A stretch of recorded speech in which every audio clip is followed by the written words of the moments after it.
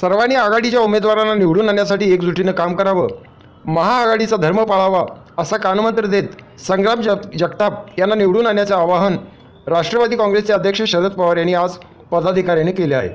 लोकसभा निवडणुकीच्या पार्श्वभूमीवर जिल्ह्यातील रणनीती आखण्यासाठी पवार यांनी पदाधिकाऱ्यांची 4 तास प्रदीर्घ बैठक घेतली। या बैठकीत त्यांनी थेट तालुका पातळीवरील पदाधिकाऱ्यांशी हितगुज केलं आहे। तालुक्यातील प्रश्न विचारत एकूण परिस्थितीचा अंदाजही घेतला आहे। आमदार शिवाजी कर्डिले यांचे पुतणे रोहिदास व देवीदास कर्डिले यांनी शरद पवार यांच्या उपस्थितीत ढोल ताशांच्या गजरात राष्ट्रवादी काँग्रेस पक्षात प्रवेश केला।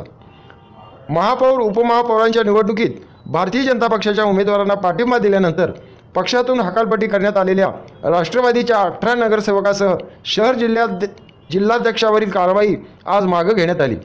लोकसभा निवडणुकीच्या पार्श्वभूमीवर पक्षाध्यक्ष शरद पवार व प्रदेशाध्यक्ष जयंत पाटील यांच्या उपस्थितीत आज त्यांना पुन्हा पक्षात घेण्यात आलं आहे।